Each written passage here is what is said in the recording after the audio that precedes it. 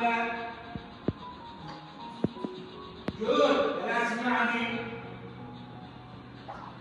ماذا تفعل؟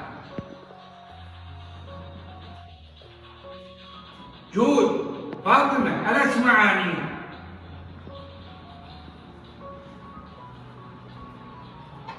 جد جود ألا تسمعني؟ اتركني ألعب.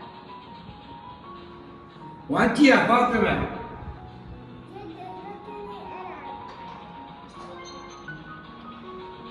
اتركوا ما لديكم، اتركوا ما لديكم، اترك ما لديك. تعالوا هنا جنبي، تعالوا جنبي، تعالي أنت يا ولدتاي الجميلتان. تعالي اجلسي هنا فاطمة، اجلسي. أحسنتي. إن النظر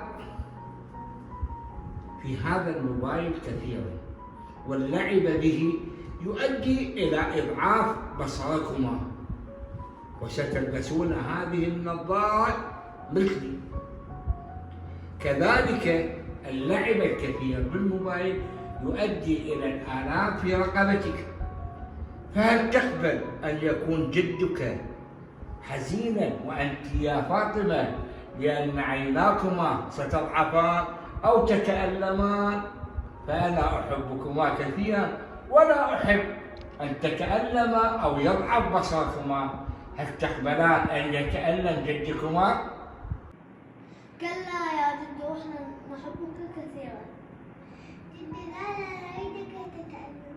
تعالي إلى هنا يا ولدتي، وأنت يا حبيبي تعال أقبلكما أنتم الاثنان.